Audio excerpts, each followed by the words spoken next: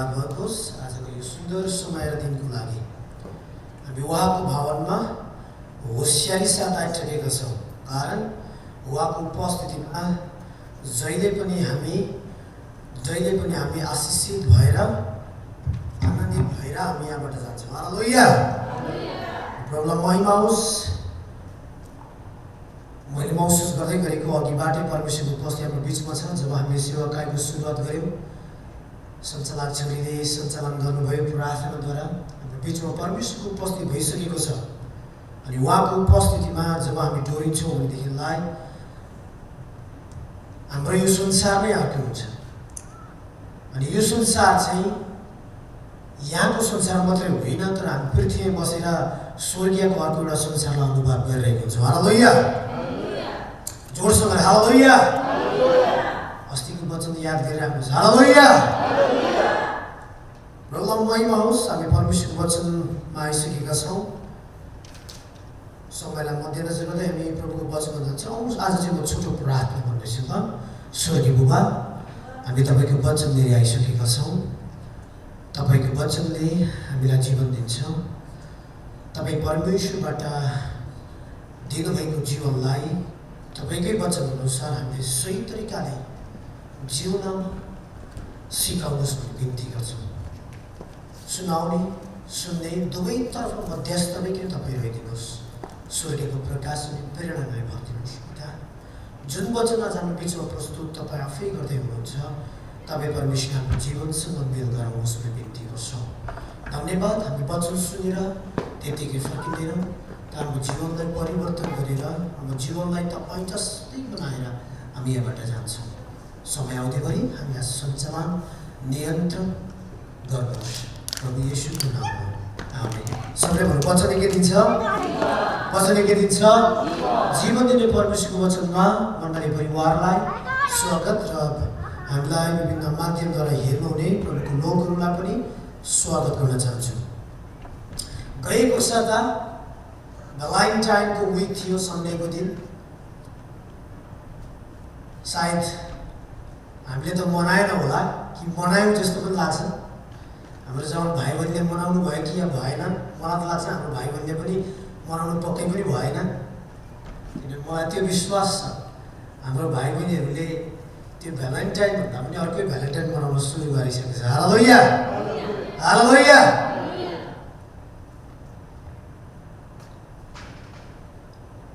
यो महिना चाहिँ वर्षको दोस्रो महिना फेब्रुअरी महिना चाहिँ रातो महिना हो। रातोको सिग्नल चाहिँ भ्यालेन्टाइन लभ मात्रै हुँदैन कि।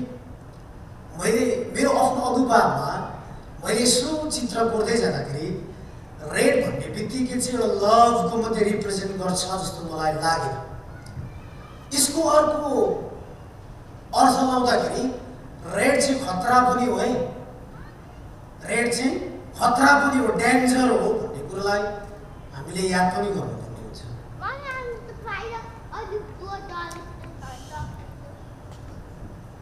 यो भन्नुको तात्पर्य के हो भनेदेखिलाई आज विश्वमै संसारमा जतिले भ्यालेन्टाइन डे मनाइयो, आफूले माया गरेको श्रीमान श्रीमतीमा, माया गरेको केटा केटीहरूमा यो दिनलाई मनाइयो, तर जति नै धेरै मानिसले त्यो दिन मनायो त्यति नै धेरै मानिसको लागि खतरा पनि थियो। भन्नुको खोजेको अर्थ के हो भने मेरो बचपनको पनि याद छ या मेरो जवानी अवस्थाको पनि याद छ। जब यो दिन आउँथ्यो हामी पेपर बोकेर कुद्थ्यौँ कि त्यो जमाना अब फोन थिएन, पेपर बोकेर कुद्थ्यौँ। 3-4 वटा पठाइदियो, एउटा त एस्केप गर्ला नि भन्ने जस्तो लाग्थ्यो। कहिलेकाहीँ त आवेशमा आउन मन लाग्थ्यो, साथीभाइहरू धेरै आवेशमा आउनु पनि भयो। त्यही साथीको ग्रुपबाट त्यही केटीलाई 3टा पुग्थ्यो, अब उसले कसलाई चुन्ने? सबैजना साथी साथी। तर त्यो भनिरहँदा, त्यो दृश्य देखिरहँदाखेरि एकजनालाई उसले स्वीकार गर्दाखेरि अर्कोलाई उसले हट गरी पठाउँदो रहेछ।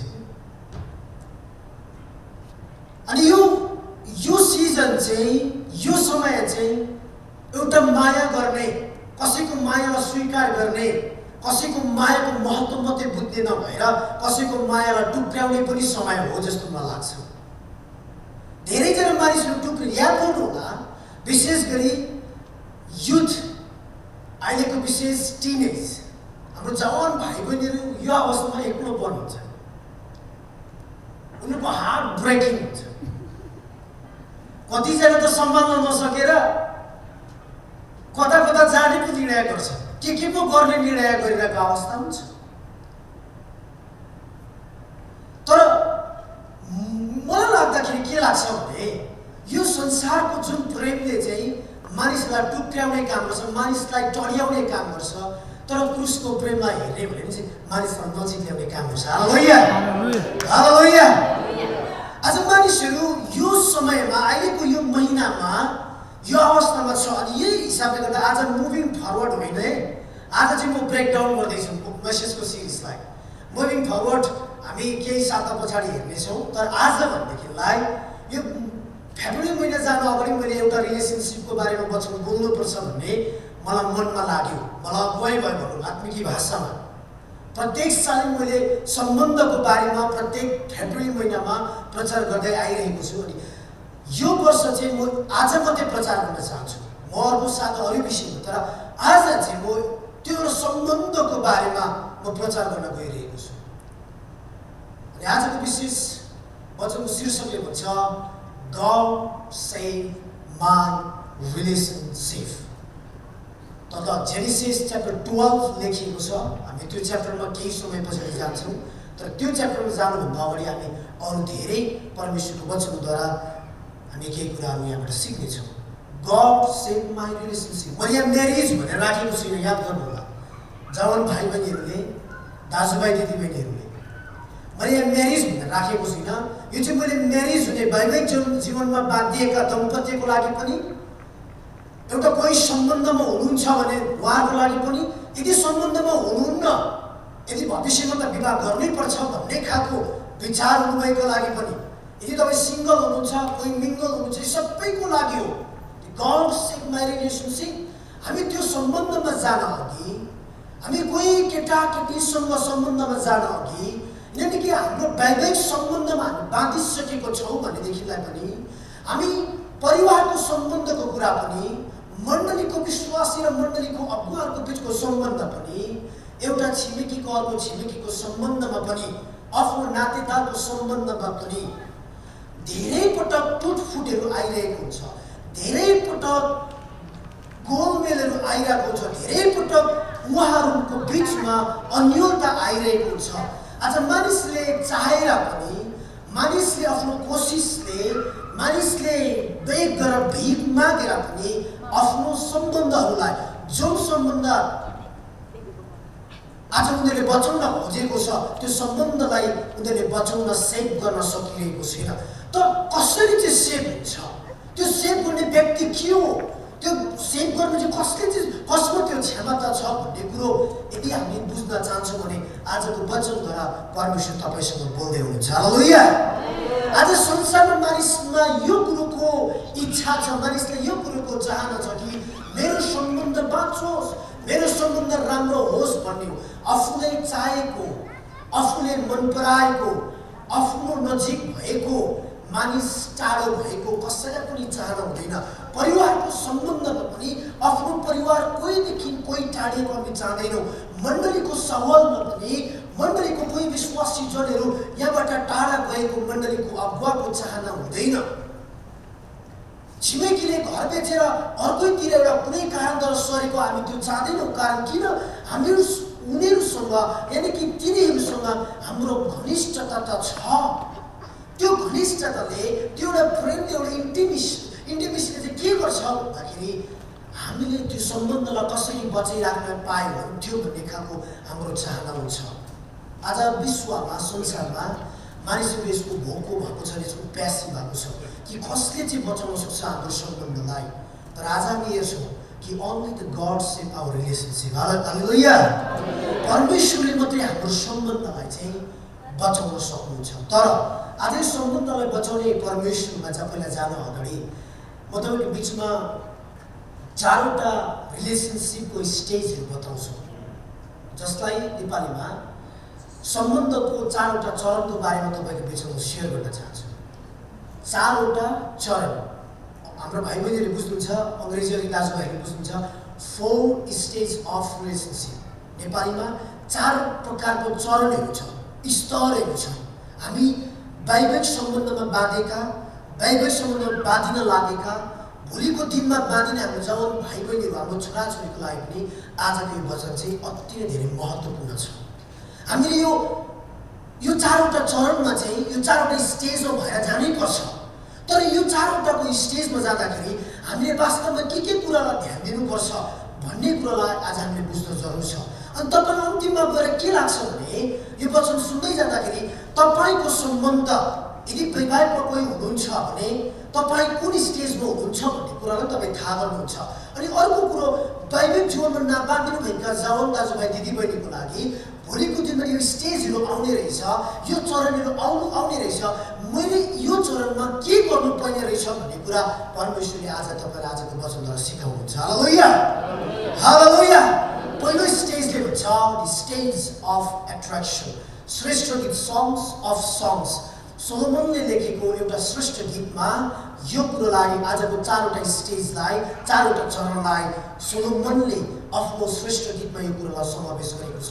जब तपाईँले 1 अध्यायको 1 पदलाई 3 अध्यायको 5 पदलाई हेर्नुहुन्छ भने सोलोमन बगैँचामा निक्लिने बित्तिकै एकजना सुन्दरी युवतीलाई देखेको कुराहरू तपाईँले त्यो एउटा श्रेष्ठ गीतमा तपाईँ पाउनुहुन्छ। जब हामी वैवाहिक सम्बन्धमा बाँधेका हामी श्रीमान श्रीमतीले आजभन्दा 10 वर्ष अगाडिको सम्बन्धलाई हेरौँ, 15 वर्ष, 20, 50, 60 वर्ष, 65 वर्ष हाम्रो आपाको उमेरलाई हेर्दै भने 65 वर्ष अगाडिको सम्बन्धलाई एकचोटि हेरौँ। जतिखेर हामीले आफ्नो श्रीमतीलाई हामीले मन पराउँदै थियौँ कि, अथवा एउटा केटीको रूपमा हामी देख्दै थियौँ, अथवा एउटा केटाको युवक, एउटा केटा जवानको रूपमा, जवानीको रूपमा हामीले देख्दै थियौँ, अथवा भाइ बहिनीहरू, दाजुभाइहरू जो विवाहित हुनुहुन्न, यदि कि तपाईँको दृष्टिकोणमा, तपाईँको मस्तिष्कमा फल्ना चाहिँ राम्री छ है, फल्ना चाहिँ राम्रो हुनुहुन्छ है, मेरो लागि त कतै हो कि भन्ने त्यो एउटा तपाईँमा माउसहरू सोचहरू हुँदैछ भने त्यो चाहिँ पहिलो स्टेज हो, त्यो स्टेज अफ एट्र्याक्सन। कि हामीले कसैको रूप देखेर, कसैको एबिलिटी, उसमा भएको क्षमतालाई देखेर, उसको परिवारलाई देखेर, उसको आफ्नो करियरलाई देखेर, उसको प्रोफेसनलाई देखेर कुनै चिजले हामीलाई एट्र्याक्सन गरी पठाउँछ। यहाँ राजा सोलोमनले यो एउटा कविता एउटा हिसाबले लेखेको एउटा पुस्तक हो श्रेष्ठ चाहिँ, अनि उसले त्यहाँनिर यो कुरोलाई समावेश गरेको छ कि बगैँचामा जब ऊ आउँदछ अथवा एउटा स्त्रीलाई उसले देखेको कुरालाई यहाँ स्पष्ट गरेको छ। यो चाहिँ स्टेज हो, पहिलो स्टेज हो कि एट्र्याक्सनको। तर यो एट्र्याक्सनमा विशेष गरी म अलिकति यहाँनिर चाहिँ जवान दाजुभाइ दिदीबहिनी जसले विवाह गर्नुभएको छैन उहाँहरूको लागि यो स्टेजमा चाहिँ म फोकस गर्न चाहन्छु, यो चरणमा उहाँहरूलाई म फोकस गर्न चाहन्छु। जब यो एट्र्याक्सन तपाईँ र मेरो सामु आउँछ, पहिलो प्रायोरिटी हाम्रो के हुन्छ? फर्स्ट प्रायोरिटी, पहिलो स्टेजमा जब तपाईँ र म आउँछौँ, स्टेज अफ एट्र्याक्सनमा पहिलो हाम्रो प्रायोरिटी के हो? जब तपाईँ उत्पत्तिको पुस्तक 24 अध्यायमा जानुहुन्छ, त्यो 24 अध्यायको 3 अनि 4 पदमा तपाईँले एउटा घटनालाई पाउनुहुन्छ। यानि कि यो डल्लै अध्यायमा तपाईँले एउटा घटनालाई पाउनुहुन्छ। बाइबलको सबैभन्दा पहिलो पुस्तक उत्पत्तिको पुस्तकमा तपाईँले 24 अध्यायमा एउटा घटनालाई पाउनुहुन्छ।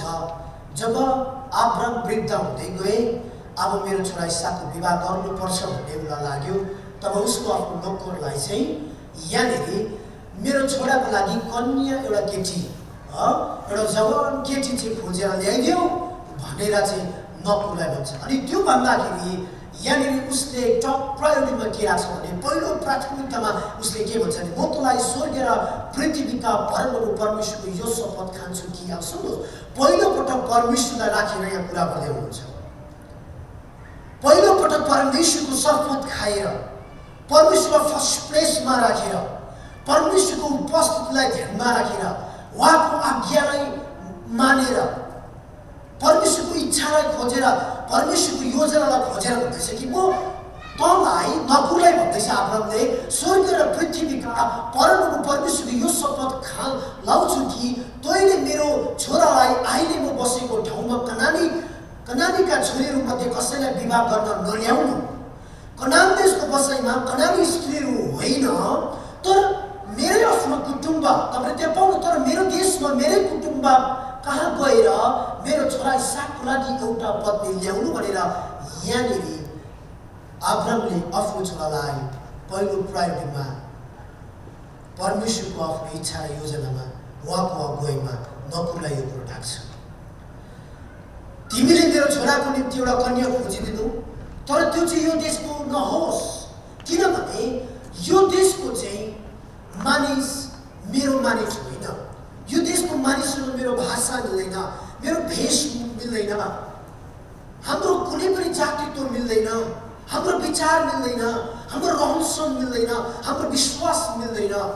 तर मेरै आफ्नो कुटुम्ब कहाँ गएर मेरै देशमा गएर मेरो छोरा इसाकको निम्ति तिमीले एउटा जोडी खोजिदिनु भनेर नकुरसँग शपथ लगाएर परमेश्वरसँग शपथ गरेर कि परमेश्वरलाई साक्षी राखेर नकुरलाई पठाएको कुराहरूलाई हामी यहाँ देख्छौँ। पहिला हाम्रो प्रायोरिटी के हो? म चाहिँ हाम्रो जवान दाजुभाइ दिदीबहिनी अविवाहित हुनुहुन्छ भने तपाईँलाई पहिलो प्रायोरिटी चाहिँ विश्वास हो भन्न म चाहन्छु।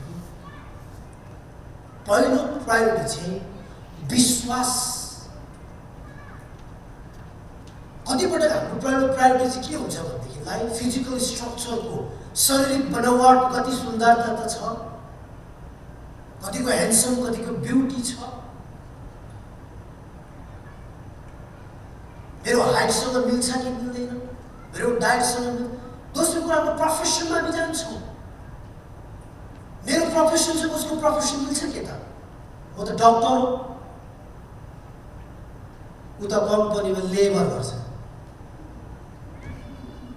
म त मण्डलीको वर्शिप लिडर हुँ, पास्टर छु, तर उसले त चर्खा बाट्छ। हाम्रो प्रायोरिटी कहिलेकाहीँ प्रोफेसनमा हुन्छ, कहिलेकाहीँ हाम्रो प्रायोरिटी फ्यामिली ब्याकग्राउन्डमा कस्तो ब्याकग्राउन्डबाट आएको हो त्यो परिवार टुक्रेको छ कि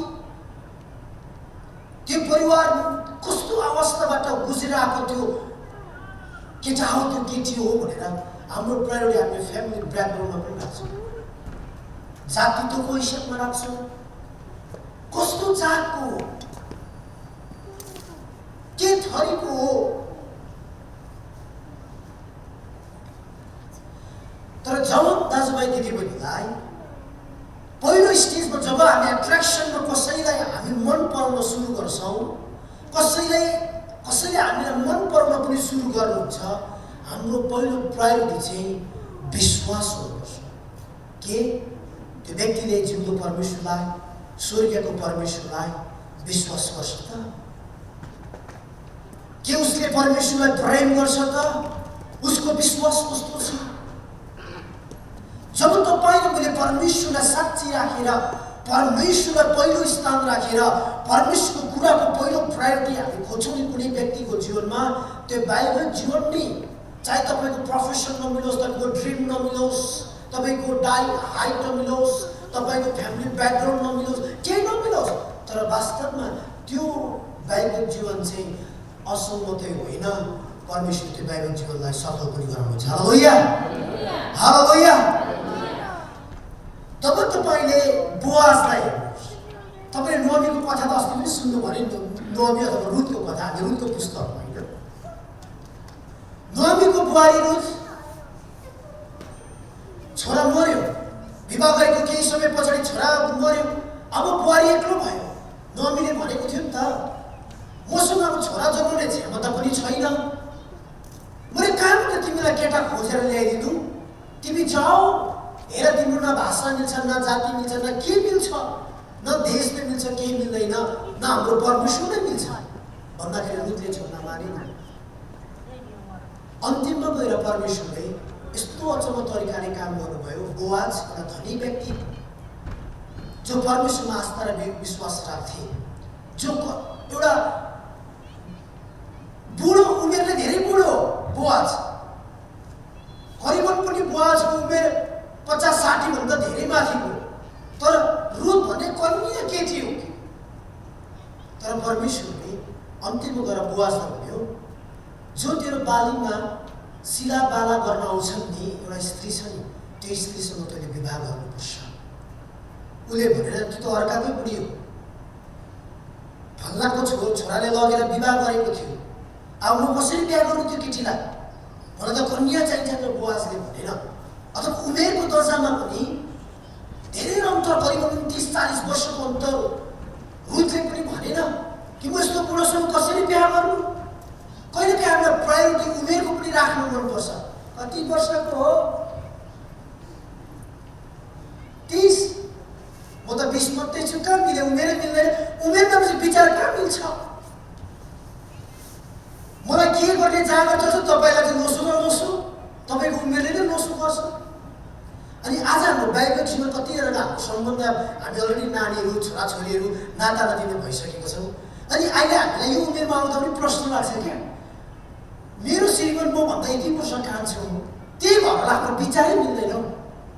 मेरो श्रीमान मभन्दा यति जेठो, मेरो श्रीमती मभन्दा यति जेठो, हाम्रो विचारै जोसै मिल्दैन, पारै मिल्दैन।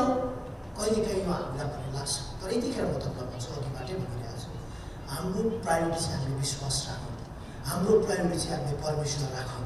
यस्ता कुराहरू सबै कुरो पछि हालेलुया हालेलुया। पहिलो स्टेजमा विशेष जवान दाजुभाइ दिदीबहिनीले ध्यान दिनुपर्ने कुरा चाहिँ के हो भने, पहिलो एट्र्याक्सन चाहिँ नट फिजिकल, नट प्रोफेसनल,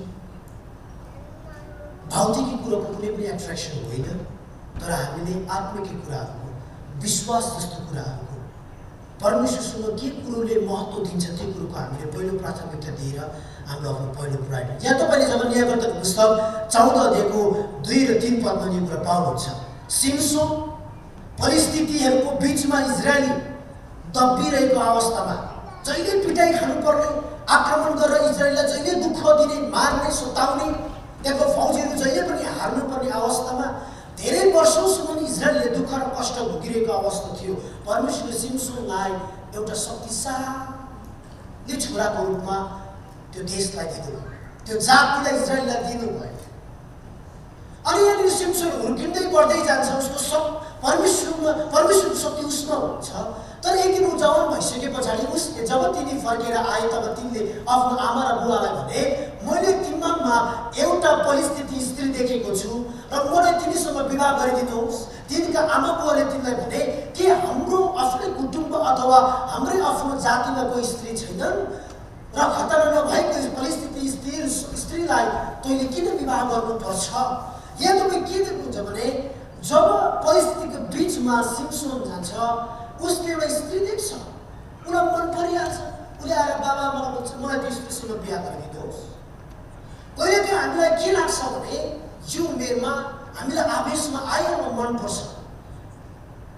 कहिलेकाहीँ ऊ कुन विश्वासमा त कस्तो विश्वासमा छ, के उसले परमेश्वरलाई विश्वास गरेको छ या छैन, उसको परिवारले परमेश्वर आराधना गर्छ या गर्दैन भन्ने कुरोलाई कतिपटक हामी ध्यान दिइरहेको हुँदैनौँ। हामी त्यो कुरोको महत्त्वलाई त्यति धेरै महत्त्व ठानिरहेको हुँदैनौँ।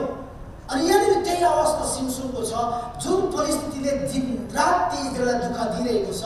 अनि त्यही भित्रबाट स्त्रीलाई चाहिँ उसले विवाह गर्ने चेष्टा र चाहना गरेर बुवाआमालाई भन्छ गरिदिनु। यतिसम्म भन्छ कि मलाई जसरी भए पनि गरिदिनै पर्छ, जबरजस्ती जसरी भए पनि तपाईँ त्यो केटीसँग चाहिँ विवाह गरिदिनै पर्छ, गरिदिनै पर्छ। भगवानले धेरै पटक सम्झाउँछ, धेरै पटक सम्झाउँछ। कहिलेकाहीँ हामीलाई कतिवटा कुरोको एट्र्याक्सनले हामीलाई त्यो एउटा जबरजस्तीपनमा ढकलिरहेको हुन्छ। तर हामीले बुझ्नु पर्यो कि त्यो घराना चाहिँ इजरायलको हो कि त्यो घराना चाहिँ परिस्थितिको हो, जसको अर्थ त्यो घरानाले चाहिँ परमेश्वरमा विश्वास गर्दैछ कि परमेश्वरको विरोध गर्दैछ भन्ने कुरोलाई हामीले बुझ्नु पर्यो। त्यो व्यक्तिमा परमेश्वरको विश्वास छ कि परमेश्वरप्रतिको शङ्का छ भन्ने कुरोलाई बुझ्नु पर्यो। हाम्रो पहिलो स्टेज जवान दाजुभाइ दिदीबहिनीले ध्यान दिनुपर्ने। नम्बर 2 स्टेज, अब जब तपाईँले यो कुरा हेर्नुहुन्छ, नम्बर 2 मा के आउनुहुन्छ? स्टेज अफ टुगेदर म्यारिज, विवाह सम्बन्धमा तपाईँ एक हुन सुरु गर्नुहुन्छ। जब तपाईँ स्टेज 1 मा कसैलाई मन पराउनु भयो, हामी विवाह सम्बन्धमा बाँधेका जति पनि हामी छौँ, मदेखि लिएर हाम्रो मण्डलीमा जति पनि हुनुहुन्छ हामीले पनि विचार गर्दा फर्केर हेरौँ। जब हामी विवाह गर्नुभन्दा अगाडि हामीले आफ्नो श्रीमतीलाई के भनेको थियो? उहिलेको डायलग भनेदेखि त आकाशको के हुन्छ? तारै झारिदिन्छु होइन। त्यो धेरै पुरानो डायलग हो। यो चाहिँ हाम्रो भुटानमा आप्पा-आमाले पनि बोल्ने डायलग हो। अब अहिलेको डायलग भनेको चाहिँ नेपालमा छ भने तिमीले मसँग बिहा गर्नु भने त अमेरिकाको डिज्नी वर्ल्ड घुमाइदिन्छु, अमेरिकाको भाइ भने बिहा गर्नु भने त म तिमीलाई प्यारिस घुमाइदिन्छु। एउटा डायलग जसको भन्नुको तात्पर्य के भने जब हामी विवाह सम्बन्धमा आउन अगाडि हामीले धेरै माया देखाउँछौँ, धेरै आशा दिन्छौँ, धेरै भरोसा दिन्छौँ, धेरै समय दिन्छौँ, हामी गिफ्टहरू पनि धेरै दिन्छौँ। बर्थडे पनि छोडिँदैन, न्यु इयर पनि छोडिँदैन, क्रिसमस पनि छोडिँदैन। तिमीले रातिको ठिक ठिक 12 बजे सेकेन्ड पनि तलमा ल्याउनु भयो। त्यो हिसाबले हामीले माया देखाउँछौँ। तर जब विवाह सम्बन्धमा आउनुहुन्छ, अब हेर्नुहोस् है, जब स्टेज 2 मा हुन्छ, श्रेष्ठले तपाईँले 3 अध्यायको 6 पद र 5 अध्यायको 1 पदमा यो कुरो त्यहाँ सोलोमनले समावेश गरे। अब तिनीहरूको विवाह हुन्छ। अब विवाह भइसके पछाडि हाम्रो योजनाहरू चाहिँ सुरुवात हुन थाल्छ। अब विवाह पनि गरियो, के गर्ने हो? अब घर किन्नुपर्छ, गाडी किन्नुपर्छ, एउटा नानी जन्माउनु होइन, 2टा होइन 3टा सल्लाह थाल्छ। कहाँ गएर बस्ने, कस्तो नबस्ने, कति पढ्ने, कुन करियर चुज गर्ने, यो सबै कुरोको हाम्रो फ्युचर प्लानहरू थाल्छ। ल अब 1 वर्षमा के गर्ने हामी, 2 वर्षमा हामी के गर्ने, हामी 5 वर्षमा के गर्ने? जब हाम्रो योजनाहरू बुन्न हामी थाल्छौँ, जब म्यारिजको पहिलो टुगेदरमा, हाम्रो जब विवाहको पहिलो सरसल्लाहमा यो किसिमको योजनाहरू हामी गर्न थाल्छौँ, के गर्ने? याद गर्नुहोस्, हामी सम्झ्यौँ है, श्रीमतीले विशेष गरी सम्झ्यौँ त्यतिखेर हामीलाई के योजनाहरू दिनुभएको थियो। श्रीमतीले पनि एकचोटि सम्झ्यो, श्रीमतीले पनि हामीलाई के त भन्नुभएको थियो होला। विवाह गरेको 2-4 दिन पछाडि, 1 हप्ता 2 हप्ता पछाडि एकपल्ट गरी त जहिले जाएको त पनि सँगै। अब अहिले गाह्रो हुन्छ। हामीले योजनाहरू बुनेका थियौँ यो स्टेजमा आउँदाखेरि। एउटा रसियनमा भनाइ छ, रसियनको मानिसले भन्छ, if you go to war pray once, यदि तपाईँ युद्धमा जानुहुन्छ भने एकचोटि प्रार्थना गर्नुहोस्। If you go on the sea journey pray twice, यदि तपाईँ समुद्रको बाटोमा जानुहुन्छ भने 2 चोटि प्रार्थना गर्नुहोस्। But pray 3 times when you go, you are going to get married. Hallelujah, hallelujah. यदि तपाईँ युद्धमा जान चाहनुभयो भने एकचोटि प्रार्थना गर्नुहोस्। समुद्रको बाटोमा जाँदै हुनुहुन्छ भने त्यो डरको कुरा छ है, सुन्नुहोस् है। युद्धमा मरिन्छ कि, बारिसको लाग्छ कि, शत्रुले आक्रमण गर्छ कि, बैरीको आँखाको लाग्छ कि, एकचोटि प्रार्थना गर्नु। समुद्रको बाटोमा जानु पनि त सजिलो छैन नि। पानीले तपाईँलाई छोप्न सक्छ, पानीले डुबाउन सक्छ, पानीले बगाउन सक्छ। 2 चोटि प्रार्थना, तर त्योभन्दा धेरैचोटि प्रार्थना गर्नु चाहिँ विवाह गर्न अगाडि। कारण किन? त्यो समुद्रभन्दा पनि डरलाग्दो हो, त्यो वरभन्दा पनि डरलाग्दो।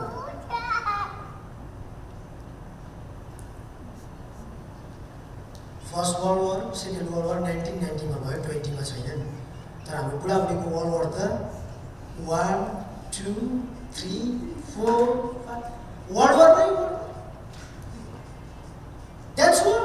त्यही भएर एकचोटि होइन, 2 चोटि होइन, हामीलाई हाम्रो वैवाहिक सम्बन्धमा धेरै प्रार्थना गर्नुको कारण चाहिँ किन भन्दाखेरि यो रसियनको प्रभावले के भन्छ, रसियनको मानिसहरूले त्यहाँको भनाइले किन यो कुरो भन्दैछ भने वैवाहिक जीवनमा चाहिँ धेरै मिसअन्डरस्ट्यान्डिङ हुन्छ।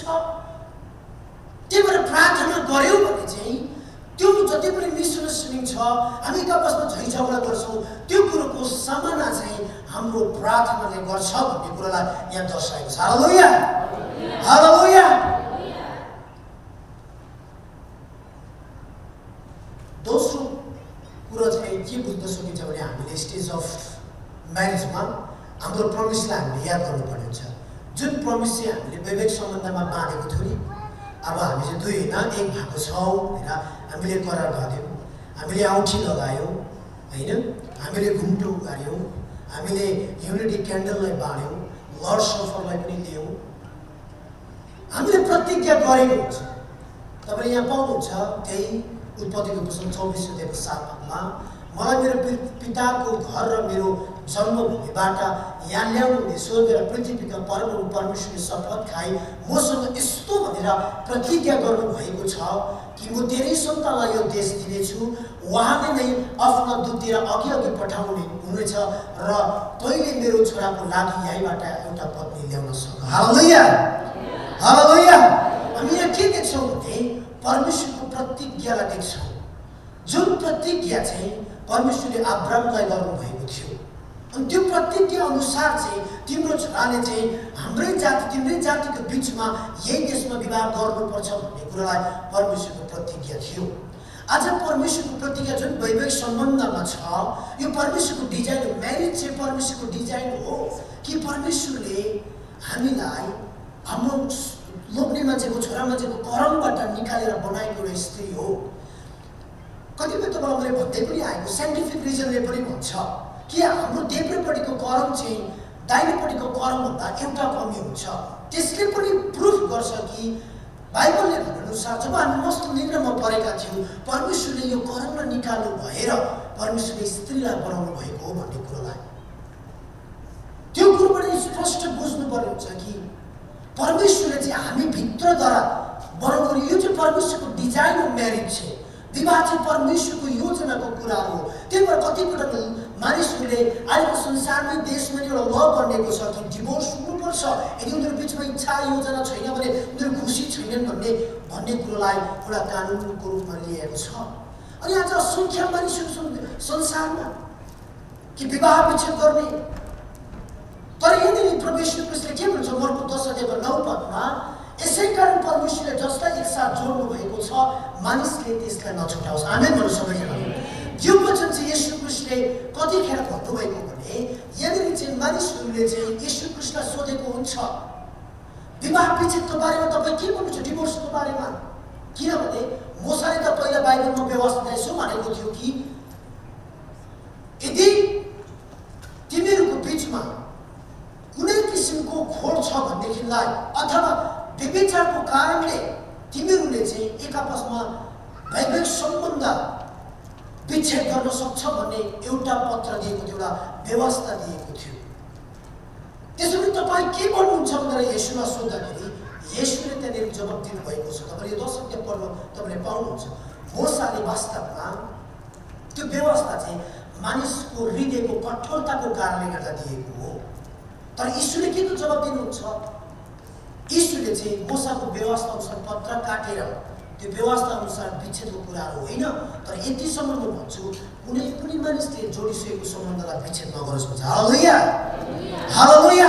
त्यसको अर्थ के हो भने त्यो जुन पहिला मोसाले दिएको व्यवस्था थियो त्यो व्यवस्था चाहिँ मानिसको हृदयको कठोरले गर्दा भएको हो नि, तर प्रभु येशू ख्रीष्ट आएर कसरी माया गर्नुपर्छ, कसरी प्रेम गर्नुपर्छ, श्रीमतीको गल्तीलाई श्रीमानको गल्तीलाई कसरी हामीले ढाकछोप गर्नुपर्छ भन्ने कुरोलाई पहिलो पत्रुसले भनेका छन् कि प्रेमले चाहिँ असङ्ख्य पापहरू ढाक्छ। त्यो कुरोलाई प्रभु येशू ख्रीष्टले सिकाउनु भएको कारणले गर्दाखेरि कसैलाई पनि त्यो अधिकार छैन भन्ने कुरोलाई बताएका हामी पाउँछौँ। अनि यहाँनिर उत्पत्ति 24 अध्यायको 50 पदमा पाउँछ कि तब लाबान र बतुएलले जवाब दिए, यो कुरा परमप्रभुबाट नै आएको हो, हामी तपाईँलाई खराब अथवा केही असल केही कुरा हामी भन्दैनौँ त भन्न सक्दैनौँ भनेर यो कुरा भनेको छ। कारण किन भन्दाखेरि जब यो नकुल लाबानको घरमा गएर यहाँनिर रेबिकालाई मागेको दृश्य हामी देख्छौँ, त्यो समयमा उसको माता पिताले भन्छ कि यो चाहिँ परमप्रभुबाट आएको। कारण किनकि परमेश्वरले अघिबाटै रेबिका र इसाकको जीवनमा चाहिँ प्रतिज्ञा गर्नु भइसकेको हुन्छ। Hallelujah hallelujah. Stage number 3, the stage of confusion in marriage. श्रेष्ठ गीत 5 अध्यायको 2, 6 अध्यायको 13। अब यो स्टेजमा आइसक्यो, यो चरणमा आउँदाखेरि नि हाम्रो विवाह सम्बन्ध चाहिँ शङ्का हुन थाल्छ। अब अघि विवाहमा हामी बाँध्दा के भन्नुभएको थियो? गर्नुपर्छ, 1 वर्ष पछाडि 2 वर्ष पछाडि यसो गर्नुपर्छ, त्यसो गर्नुपर्छ, हामी यहाँ जानुपर्छ, यो बस्नुपर्छ, बाउआमालाई समय राख्नुपर्छ, छोराछोरी यति जन्माउनुपर्छ, यसरी कमाएर सेभिङ गर्नुपर्छ है। यो कुरा यो त्यो सबै कुरा हामीले योजना गरेको छौँ। जब हामी वैवाहिक सम्बन्धको 5 इयर 6 इयर 4 इयर 7 इयर जब तपाईँले 4 वर्षदेखि लिएर 8 वर्षको अन्तरालमा यानि कि 10 वर्षको बिचमा यो 6 वर्षको बिचमा चाहिँ हाम्रो वैवाहिक सम्बन्धको चाहिँ ठुलो अन्योलता आउँछ, कन्फ्युजन हुन थाल्छ। हिजो दिएको सल्लाह, हिजो गरेको प्रतिज्ञा, हिजो गरेको प्लानहरू के गर्नु, अब कहीँ न जानु, मन मिल्न छोड्छ त्यहाँदेखि कन्फ्युजन। अनि त्यतिखेर हामी कति प्रश्न लाग्छ, परमेश्वर जुटाउनु भएको यही मान्छे हो कि हो? हामीलाई प्रश्न आउन थाल्छ त्यस पछाडि कि परमेश्वरको योजना थिएन कि हाम्रो जीवनमा? हामीलाई कन्फ्युजन, डाउट, शङ्का प्रशङ्का आउन थाल्छ। अब त्यो मात्रै नभएर यो स्टेजमा आइसके पछाडि बहिरीको आँखा लाग्छ, अरू मानिसहरूको शिकार पनि छ हाम्रो वैवाहिक सम्बन्ध। अरू मानिसहरूले हामीलाई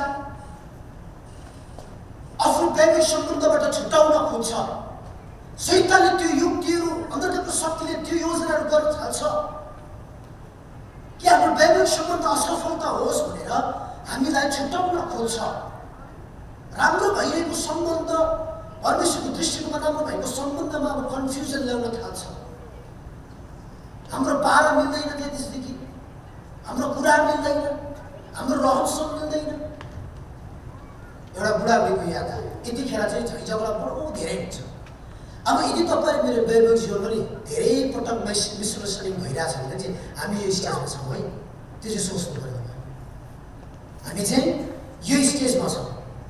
यदि हाम्रो वैवाहिक जीवनमा अझै पनि तलमाथि छ, विवाह गरेको चाहिँ 85 वर्ष भयो किन, 70 वर्ष भयो किन, 2 वर्ष नै भयो किन, यदि यो बिचमा तपाईँ हुनुहुन्छ भनेदेखिलाई यो अवस्थामा म बिचमा खट्टा खुट्टा भइबस्नु भनेदेखि तपाईँ यो स्टेजमा हुनुहुन्छ, यो चरणमा तपाईँ हुनुहुन्छ है।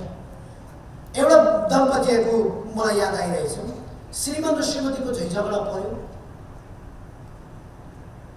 श्रीमान उठ्नु पर्ने बिहानको 6 बजी थियो। अब झैझगडा क्या, अब श्रीमान श्रीमतीसँग बोल्छ त किन, दुवैजना त बोल्दैन। एउटा नोटमा लेखिरहेछ, मलाई बिहान 7 बजीमा दिँदैन, श्रीमतीको छेउमा राखिदिएछ। दुवैजना सुत्नु भएछ।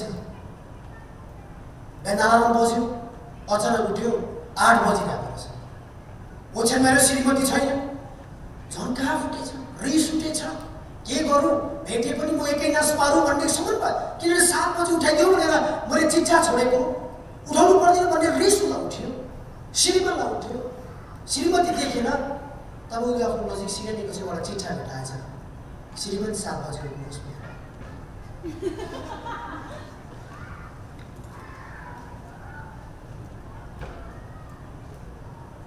श्रीमानले सायद बोलेर भन्दा भन्थ्यो नि त, किन चिट्ठामै लेख्नु? श्रीमतीले पनि चिठामा लेखेर छोडिदियो त, गल्ती श्रीमतीको होइन। श्रीमती त उठाइदिएकै हो नि, तर उठाउने तरिका जस्तो श्रीमानले गर्यो त्यस्तै पो गर्यो त। कहिलेकाहीँ यो हाम्रो सम्बन्धमा नि यस्तो किसिमको कन्फ्युजनहरू आउन थाल्छ। अर्को एउटा कन्फ्युजन तपाईँको बिचमा राख्नु, कतिजनालाई थाहा छ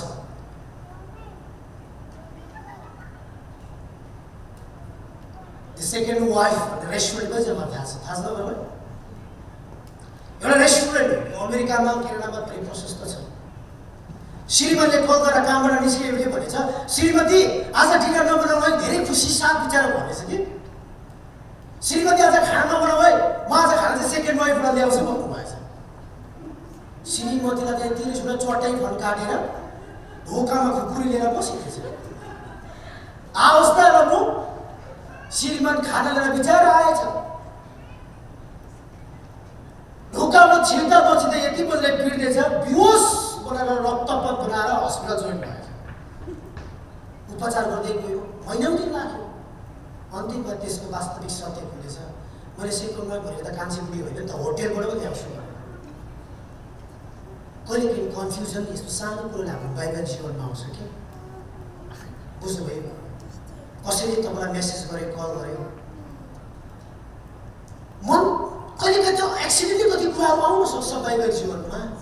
तर त्यसलाई हामीले बुझ्नु पऱ्यो नि पहिला नजिक गएर के हो यो यस्तो भइरहेछ त। मैले एउटा टेस्टिमनी हेरेको थिएँ। एकजना उहाँको नाम भनेर उहाँको पास्टर, अमेरिकन पास्टर हो। यति विडम्बनाको कुरा, पास्टर यस्तो ठुलो के भन्छ त्यसलाई, एकदमै ठुलो चर्चको पास्टरको छोरीले एक दिन यस्तो प्रकारले विवाह भयो कि त्यो विवाह गलत तरिकाको विवाह भयो कि मेगा चर्चको पास्टर अहिले बस्दा आयो। अनि त्यो वैवाहिक जीवन कहिले पनि राम्रो भएन। श्रीमतीसँग झैझगडा टक्का टुक्का जहिले पनि पास्टरको छोराछोरी यानि कि छोरी ज्वाइँ जहिले पनि झैझगडा। अनि उहाँले आफ्नो टेस्टिमनी भन्दै थियो अहिले हाम्रो वैवाहिक जीवन चाहिँ एकदमै धेरै असल छ। कारण किन भन्दाखेरि नि जब तपाईँ स्टेजमा आउनुहुन्छ नि, यदि तपाईँले छ भने नि म आज तपाईँलाई एउटा सल्लाह दिन चाहन्छु। यो सल्लाह तपाईँलाई के दिन चाहन्छु, आज तपाईँ घर जानुहोस्। यदि तपाईँ यो स्टेजमा हुनुहुन्छ भने दुवैजना सँगै बस्नुहोस्, प्रार्थना गर्नुहोस् र गर्नुहोस् हाम्रो बिचमा यस्तो कन्फ्युजन के भएर आइरहेको छ, हाम्रो बिचमा मिसअन्डरस्ट्यान्डिङ के भएर आइरहेछ, हामी सल्लाह गरौँ। अब हामी के गर्ने के नगर्ने भन्ने कुरामा हामी आज छलफल गरौँ। हामी बसेर कहिले काहीँ छलफल गर्नुपर्छ। श्रीमान श्रीमती, यो मेरो आफ्नो जीवनको कुरा पनि हो।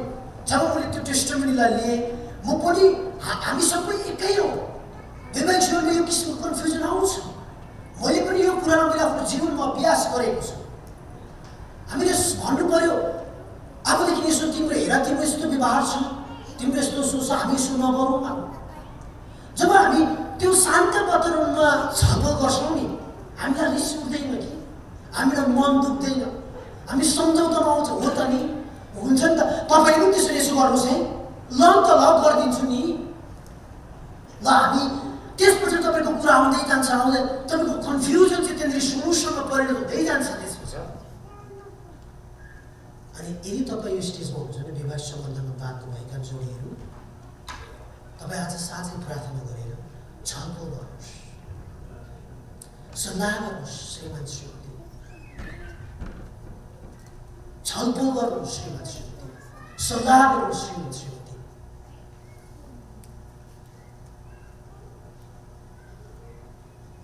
मेरो श्रीमतीले बिहान भन्दै हुनुहुन्थ्यो श्रीमान श्रीमतीको झगडा चाहिँ धेरै ठुलो पर्दैन, कुखुराको अन्डाले पनि हुन्छ।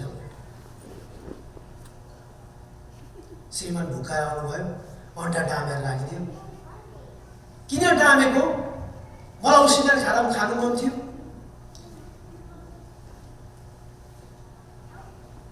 श्रीमतीलाई मन दुख्यो।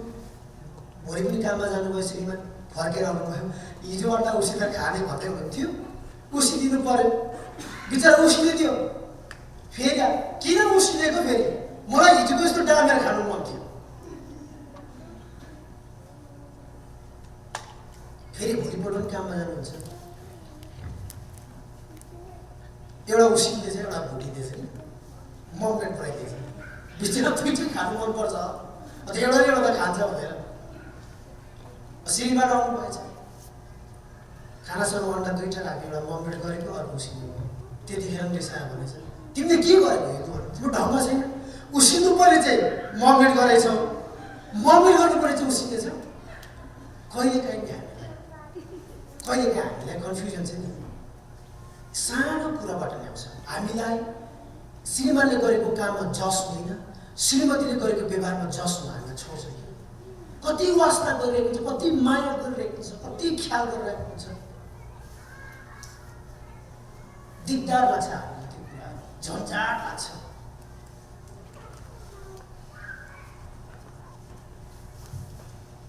जब हामी यो स्टेजमा आउँछौँ हामी प्रभुसँग प्रार्थना गरेर छलफल। आज पनि यहाँबाट तपाईँलाई यो छलफल कुरा गरेछ नि, तपाईँले आज एक दिन तपाईँले घरमा गएर छलफल गर्नुहोस् त। तपाईले यही पुलपिटमा आएर भोलिको दिनमा परमेश्वरको उपस्थितिमा आएर नि तपाईको सम्बन्धको बारे तपाईले गवाई मात्रै होइन प्रचार गर्न पनि सक्नुहुन्छ। हालेलुया। तपाईले आजै गएर छलफल गर्नुहोस्, आजै गएर तपाईँ सल्लाह गर्नुहोस्, एकापसमा कन्फ्युजनलाई ल्याउनुहोस्, बिचमा प्रार्थना गर्नुहोस् है।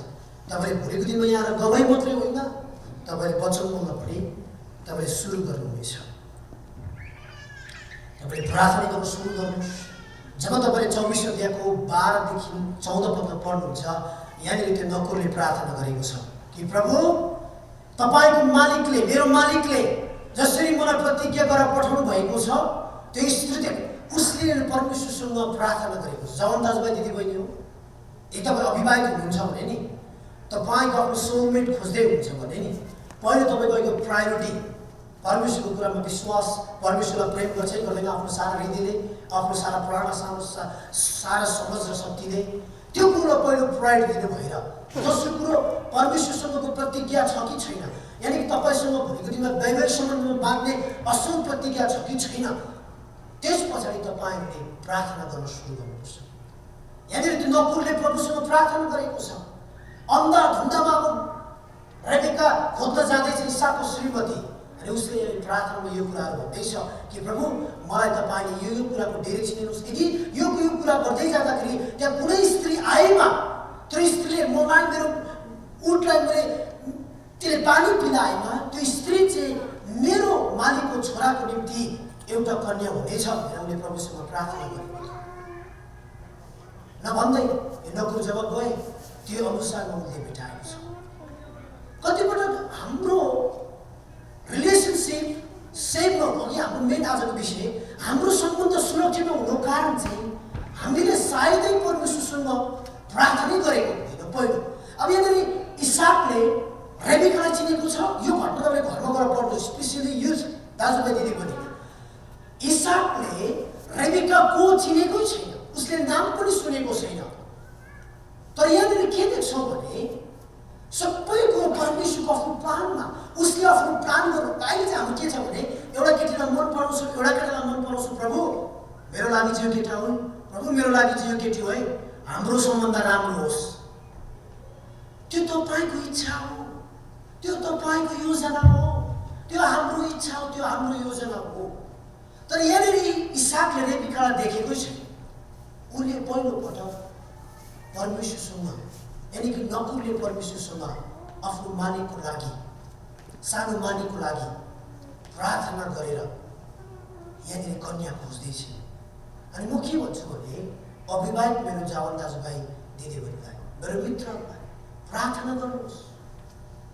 प्रभुले तपाईँलाई सही डिरेक्सन गर्नु, सही व्यक्ति दिनुहुन्छ, सही व्यक्ति दिनुहुन्छ। जब सही व्यक्ति पाउनुहुन्छ नि, त्यो म्यारेज चाहिँ परमेश्वर जहिले पनि सेभ हुन्छ। हालेलुया।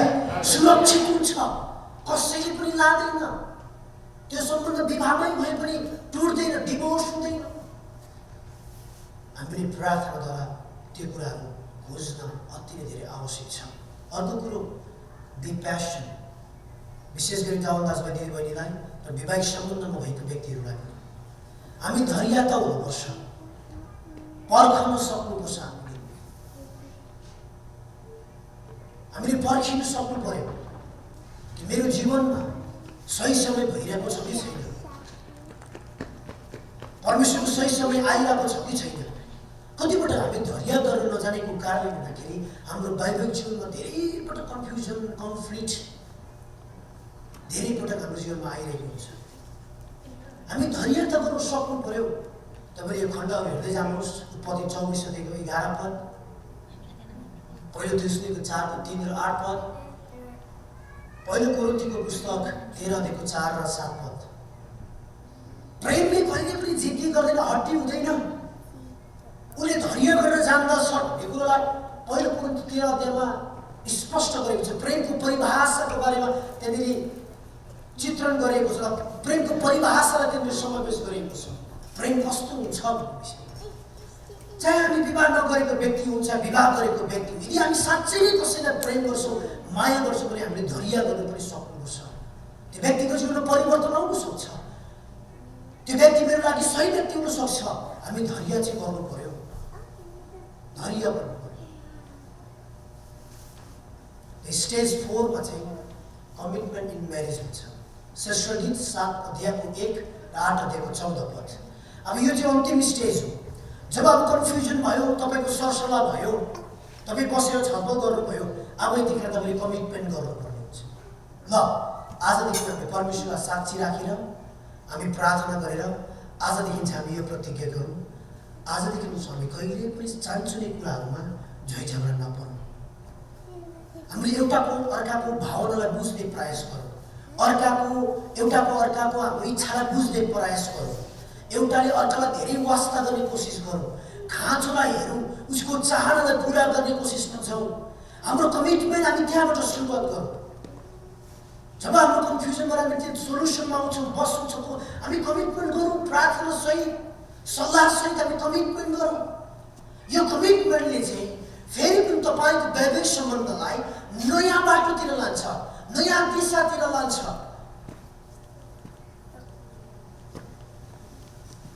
नयाँ यसले स्वरूप लिन्छ, नयाँ रूप लिन दिन्छ। धेरै पटक हामी कमिटमेन्ट गर्दैनौँ, यस कारणले गर्दाखेरि हाम्रो वैवाहिक सम्बन्ध जहिले पनि हलचल गर्छ। यसको मतलब हामी कमिटमेन्ट गरिसके पछाडि पनि चान्चुने कुरामा, सानोतिनो कुराहरूमा कहिलेकाहीँ मिसअन्डरस्ट्यान्डिङ हुन आउँछ। त्यो ठुलो कुरो भएन, हुँदैन भन्ने कुराले हुन आउँछ, तर हामीले त्यो बेलामा पनि हाम्रो कमिटमेन्टलाई चाहिँ याद गर्नु पर्यो। हालेलुया, हालेलुया। हामीले आफ्नो गरेको प्रतिज्ञालाई चाहिँ हामीले ख्याल गर्नु पर्यो। हाम्रो कमिटमेन्ट चाहिँ के छ भन्ने कुरोलाई हामीले जानिराख्नु अति नै आवश्यकता छ। जब तपाईँले यहाँ पाउनुहुन्छ उत्पत्ति 24 अध्यायकै अथवा हितोपदेश 31 अध्यायमा तपाईँले यो कुरालाई पाउनुहुन्छ। यो कमिटमेन्ट गरिसके पछाडि हामीले एउटाको अर्काको प्रेस गर्नुपर्छ, प्रशंसा गर्नुपर्छ। कमिटमेन्टको अर्थ चाहिँ उहाँको प्रशंसा हो। श्रीमान श्रीमतीको राम्रो गुणगान गाउनु पर्यो, राम्रो भनिदिनु पर्यो, उसको व्यवहारको चर्चा गरिदिनु पर्यो। हितोपदेश 31 अध्यायमा भन्छ नि, ईश्वर भक्ति स्त्रीको अथवा परमेश्वरको आज्ञा पालन गर्ने स्त्रीको प्रशंसा गरिनुपर्छ भन्ने कुराहरूलाई लेखेको हामी पाउँछौँ कि ऊ चाहिँ परमेश्वरको प्रशंसा योग्यको स्त्री हुनुपर्छ। किन चाहिँ ऊ परमेश्वरको सुन्दरताले भरिएको कुराहरू यहाँनिर सोलोमनले बताएको हामी पाउँछौँ। एउटाले अर्काको प्रशंसा हामीले गर्नु पर्यो। हिजोको दिनमा हामीले नराम्रो कुरा श्रीमान श्रीमतीको गर्दै थियौँ भने अबदेखि कमिटमेन्ट पछाडि हामीले एउटा अर्काको प्रशंसा गऱ्यौँ भने नि हाम्रो बिचमा कहिले पनि हाम्रो दम्पत्यले विफल हुनु पर्दैन, हाम्रो जोडी, हाम्रो सम्बन्धले कहिले विफलको महसुस गर्नु पर्दैन। हामीले आफ्नो वैवाहिक जीवन जहिले पनि सार्थक गर्न सक्छौँ। हालेलुया, हालेलुया। एउटा लेखकको भनाइ तर मलाई खासै त्यति धेरै मन त परेन, तर पनि तपाईँको बिचमा राम्रो छ। Marriage is the gospel to your childrens भन्छ क्या। हामी प्यारेन्ट्सहरूको विवाह चाहिँ नि नानीहरूको लागि एउटा सुसमाचार हो। हामीले आफ्नो बच्चाहरूको लागि कस्तो किसिमको वैवाहिक जीवनबाट सुसमाचार छोड्दैछौँ भन्ने कुरामा पनि लाग्छ। त वास्तवमै सुसमाचार भन्ने प्रयोग सायद त्यो भनाइमा राखेको होला, तर सुसमाचार वास्तवमा त्यो त होइन। सुसमाचार त मात्र कृषि सामन्ती आउनुभयो, मर्नुभयो, गाडिनुभयो, बाउरिनुभयो, त्यो वास्तविक सुसमाचार हो। तर यो भनाइमा समावेश गर्दाखेरि वास्तवमा कतिपटक हाम्रो रिफ्लेक्सन चाहिँ हाम्रो जेनेरेसनमा गइरहेको हुन्छ। अनि हामीले याद गर्नु पऱ्यो कि जब आफ्नो कमिटमेन्ट हुन्छ तब हामीले प्रयास गर्नु पऱ्यो। तपाईँले यहाँ पाउनुहुन्छ उत्पत्तिको पुस्तक 12 अध्यायमा अन्तिम यो अध्याय राखेर तपाईँको बिचमा वचनलाई राख्न चाहन्छु। अघि हामीले सुरुवातमै शीर्षक गरेको थियौँ, गड सेभ माई रिलेसनसिप। परमेश्वरले मात्रै मेरो सम्बन्धलाई सुरक्षा राख्नुहुन्छ। यहाँ तपाईँ के पाउनुहुन्छ नि यो अध्यायमा, अब्राम जब कनान देशदेखि मिश्र देशको तर्फ लाग्छ, किनभने आफू बसेको देशको ठुलो अनिकाल पर्छ। अब मेरो परिवारलाई त खुवाउनै पर्यो, मेरो गाई बस्तुलाई त खुवाउनै पर्यो, मेरो श्रीमतीलाई त खुवाउनै पर्यो, नानी भएको हुँदैन, खुवाउनै पर्यो भन्ने हिसाबले सोच्दाखेरि मिश्र देशमा जान्छ। तर मिश्र देशमा प्रवेश गर्ने क्रममा भनिदिन्छ कि उसको श्रीमती अति नै राम्री रहेछ। है तपाईँले यो अध्याय पढ्नुभयो भने औले होइन अब्रामले नै प्रशंसा गरेको छ कि तिमी यति धेरै राम्री छौ नि, त्यो भएर मेरो श्रीमती चाहिँ नभन्नु है, मेरो बहिनी भन्नु नि। किनभने मिश्रको राजाले त्यहाँको मानिसले तिमी उडाइदिन्छ। त्यो उडाउनु मात्रै होइन, मलाई मारिदिन्छ, किनभने मलाई मारेर मात्रै लाग्छ। त्यो भएर तिमी बहिनी भन्नु, म तिम्रो दाजु हुन्छु। आफूले त्यो कुरा भनेपछि श्रीमतीले हुन्छ भनिदिन्। तब त्यहाँ पुग्यो। पुगिसके पछाडि राजाको सामु उसको भाडादारले भन्यो, प्रशंसा गरी यति राम्रो केटी आएको छ नि हाम्रो बिचमा। तपाईँ यो अध्याय पढ्नुहोस्, यही शब्दहरूलाई प्रयोग गरेको छ। उसको सुन्दरतालाई राजाका भाडादारले प्रशंसा गरेको छ। तब ल्याऊ त्यो स्त्रीको कहाँ। तब सोध्छ, त्यहाँ आएको तिमीसँग आएको त्यो केटा को? मेरो दाजु हो। ल अब तिमीसँग तिमी बिहा गर्छ। जब उनले राजाले अब्रामको श्रीमती सारासँग सँगै बस्ने योजना गर्नुहुन्छ, योजना गर्दै गरेको रातको समयमा परमेश्वरले त्यो राजालाई एकदमै ठुलो आवाजमा हकार्नुहुन्छ। तँले के गर्न लागेको छस्? तँले ठुलो अपराध गर्न लागिस्। तँले मेरो विरुद्धमा ठुलो काम गर्न लागिस् कि मेरो अगमवक्ताको श्रीमतीलाई तँले दुर्व्यवहार गर्न चाहिरहेछस् भनेर जब परमेश्वरले यो कुरा भनिदिँदाखेरि यो राजा डरले त्रासले आत्तिँदै अब्राम कहाँ आउँछ। तपाईँले मसँग यस्तो व्यवहार किन गर्नुभयो भनेर उनले बिन्ती दण्डवत गर्न सुरु गर्छ।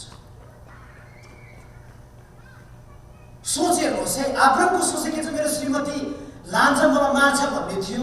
तर परमेश्वरले उसको म्यारेजलाई कसरी सेभ गर्दै हुनुहुन्छ कि परमेश्वरले उसको वैवाहिक सम्बन्धलाई कसरी बचाउँदै हुनुहुन्छ। हेर्नुहोस्, त्यो बचाउनुको अर्थ तपाईँ जब यो 12 अध्यायलाई हेर्नुहुन्छ नि, 11 अध्यायको अन्तिम खण्ड र 12 अध्यायको सुरुवातदेखि नै हेर्नुहोस्। 12 अध्यायको पहिलो पदमै लेखेको छ, जब परमेश्वरले पहिलोपटक अब्रामलाई बोलाउनु भयो, अब्रामलाई बोलाउनु हुँदाखेरि नि परमेश्वरले प्रतिज्ञा गरेको बोलावटमा अब्रामले पटक्कै पनि नाइ नभनिकन उनले परमेश्वरलाई ज्यू प्रभु यस प्रभु भनेर उनले पहिलोपटक परमेश्वरको आज्ञालाई मानेको छ। हालेलुया। जब हामी परमेश्वरको आज्ञालाई मान्छौँ नि, अब्रामको विवाह सम्बन्ध कसरी सुरक्षा भयो? उनले परमेश्वरको पहिलो बोलावटमा नै उनले मानेको छ। पहिलो बोलावटमै उसको इमानदारिता छ। पहिलो बोलावटमै परमेश्वरको दृष्टिमा विश्वासयोग्य छ। जब परमेश्वरको आज्ञामा, परमेश्वरको बोलावटमा, परमेश्वरको वचनमा तपाईँ र मेरो वैवाहिक सम्बन्ध चाहिँ आज्ञाकारी र विश्वासयोग्य हुन्छ नि, हामीलाई फकाउने मान्छे आए पनि, हाम्रो श्रीमतीलाई श्रीमतीलाई हात समातेर फकाइ गरेर विभिन्न तरिकाले हाम्रो सम्बन्धलाई छुट्याउन खोजे पनि नि, त्यो बिचको सम्बन्धमा चाहिँ हाम्रो परमेश्वर हुन्छ जसले हाम्रो म्यारेजलाई जहिले सुरक्षित राख्नुहुन्छ। हालेलुया। आज संसारमा यस्तो छैन भने होइन, विश्वासी परिवारहरू यो अवस्थामा गुज्रेको छैन भन्न सकिँदैन। धेरै मानिसहरूको वैवाहिक सम्बन्ध यो अवस्थामा छ। हामीलाई सुन्दाखेरि मन दुख्छ। श्रीमान कम्पनीमा जाँदा, श्रीमती कम्पनीमा जाँदा, श्रीमान अफिस जाँदा, श्रीमती अफिस जाँदा, स्कुल जाँदा, कलेज जाँदा अर्काले लाने कुराहरू, अर्कासँग लाग्ने कुराहरू, फलानाले मन परायो रे भन्ने कुराहरू हामीलाई सुन्दाखेरि हामीलाई मन दुखेर आउँछ। हाम्रो वैवाहिक सम्बन्धमा हामीलाई अब के गर्ने झै झगडा उत्पन्न थाल्छ। शङ्काले हामीलाई आपसमा त्यहाँ ठुलो गण्डगोल हुन थाल्छ। छोराछोरीको अगाडि, परिवारको दृष्टिकोणमा, मण्डलीको दृष्टिकोणमा अब हाम्रो नराम्रो चरित्र देख्न थाल्छ। तर यदि साँच्चै त्यो सम्बन्धले नि, त्यो वैवाहिक जोडीले नि परमेश्वरको आज्ञालाई सुरुवातदेखि मानेको छ भने नि, चाहे जोसुकै संसारमा आउँदैन भन्ने होइन, विश्वासीमा यस्तो आउँदैन भन्ने कुराहरू होइन, आए पनि नि हाम्रो वैवाहिक जीवनमा सुरक्षा गर्ने चाहिँ हाम्रो परमेश्वर हुन्छ। हालेलुया। अब्रामको जोडीलाई सुरक्षा गर्नु हुने परमेश्वरले हाम्रो जोडीलाई गर्नुहुन्न। किनभने हामी भन्छौँ त प्रार्थनामा, हाम्रो विश्वासले भन्छौँ त अब्राम, इसाकको, याकुबको परमेश्वर हाम्रो परमेश्वर भनेर। उही परमेश्वर हुनुहुन्छ।